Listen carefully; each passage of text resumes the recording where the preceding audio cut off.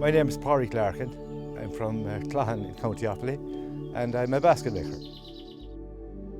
This is Loch Bura, one of the most beautiful places in Offaly. Everything about this place is gorgeous, you know, it's all natural. So when Bournemouth pulled out, nature took over. The seeds just were there dormant, and if they were left alone, they just germination, that's it. This is a piece of heaven here.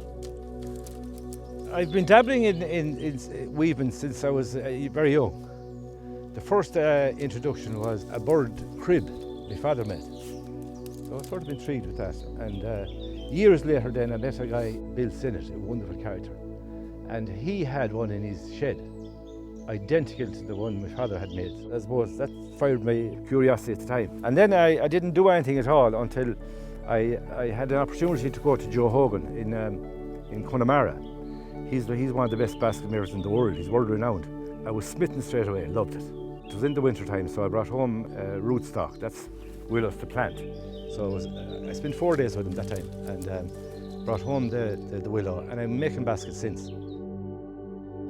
Harvest the willow is the first thing, and that's harvested in the fall of the year between November. It's gone a bit later now because of global warming. The leaves are still on it in November. So between November and February. So I harvest the willow, and willow grows from a little bud on the side of the parent plant up to 2 feet and on up to 10 or 12 feet, depending on the variety. So when I cut it, and I gather them into bundles, and I bring home all the stuff, and I leave it for a while, and maybe leave it for a few weeks to dry out.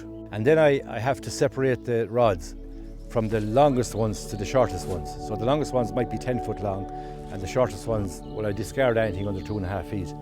So they all grow on the one, what we call a stool. It could be 20 or 40 rods off the one plant here. It takes minimum 6 weeks after I cut them before I can use them. Before that, they're brittle and they'll snap. But after that then, after about 6 weeks, little lines appears longitudinally on the plant, and they're at their optimum time to work at that stage, and they're lovely. They're really, really nice. So the process then is selecting what you're going to do first. Is it going to be a shopping basket, a log basket, and you select the different thicknesses of rods, and this is just experience. And from there then you just sit down and you make a basket. I usually make one type of basket and spend maybe a week or 10 days at it. There might be log baskets or shopping baskets. So I'll have all the gear ready beside me there, and I'll be able to sit down and everything will be at hand, and I'll just be happy as Larry making a basket.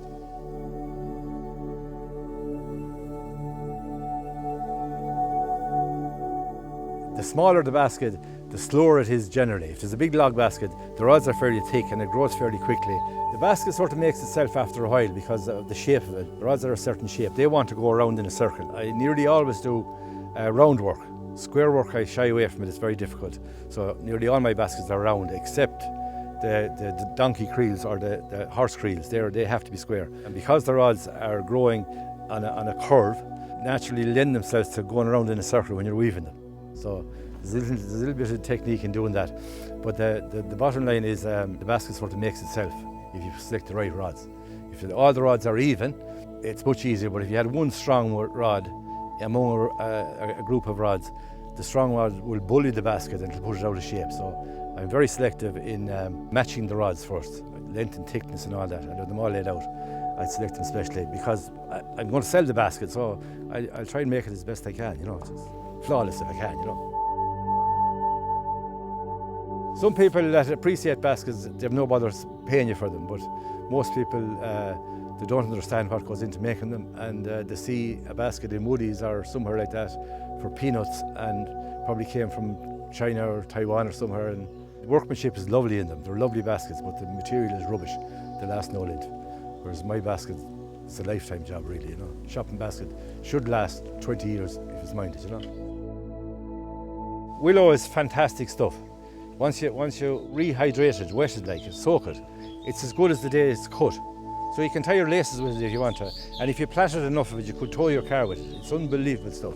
Yeah, it's fantastic stuff, and I have loads of it, mountains of it. What I do mostly now is straw work, making stuff out of straw. And a fella in Sligo taught me how to do that. Ted Kelly was his name. So he taught me, and I was twice as smitten with the straw work. So I do a lot of that now since that. You'd be in a world of your own, really. Basketry is very systematic. There's a system of doing nearly all the different weaves, you know. And sometimes I'd even be counting, you know, I'd be counting. And usually there's 24 rods in a round of weaving. You're not even conscious of it, but you'll be counting as you're going along. Yeah, the mindfulness is a big thing, yeah. And the other thing about it, the smell of the willow is, it's beautiful. There's a special aroma of it. And most people wouldn't notice it until they make a basket or buy a basket and bring it home and put it into a room. And the whole place will waft with this lovely sense of willow. It's gorgeous stuff.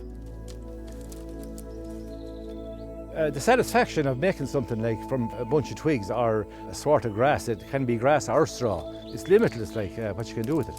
It's fantastic stuff. That drives me on.